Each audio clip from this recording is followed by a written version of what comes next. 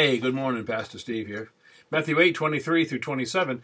And when he was entered into his ship, his disciples followed him. And behold, there arose a great tempest in the sea, insomuch that the ship was covered with the waves, but he was asleep.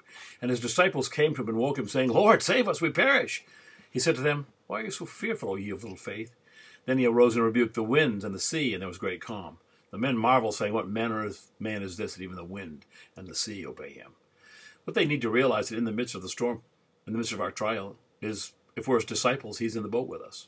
Secondly, not only was he in the boat with them, he was in the storm with them. In my trial, in my fearful place, in my dark time, he's there. He's asleep. But that's because he's not worried. He knows that he's not out of control for 1 second. Also, in that moment of trial, Jesus became very important to them. Sometimes you don't trust Jesus until he's all you have. They need him now.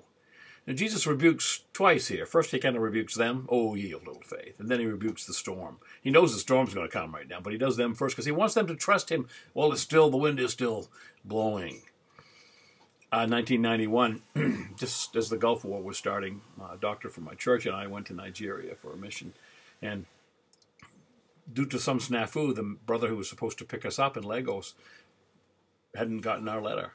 And here we are. It's dark at night, and it's fearful getting through customs, and there's no one there to pick us up. And finally, the level-headed doc and his gold card got us to the Lagos Sheraton. And I called my wife. I said, hey, no one was there to pick us up. And so overnight, she called Ephraim, and Ephraim was there in the morning to pick us up. And we put us on an aircraft back to Enugu. Well, I was afraid. I laid on the floor at night on a pallet and just frustrated and said, God, what am I doing here anyway? And the next day, though, on the flight into Enugu, a lady sat down to my left hand, and she was reading her Bible and began to tell me what it was that her people really needed, the plain, simple truth of the gospel. It was like God saying, you thought I was asleep, but I got this, brother. I got this. What is your storm? Where's your Lord? Does he appear to be asleep? Maybe that's only because he knows, hey, man, I got this. You ponder that, Pastor.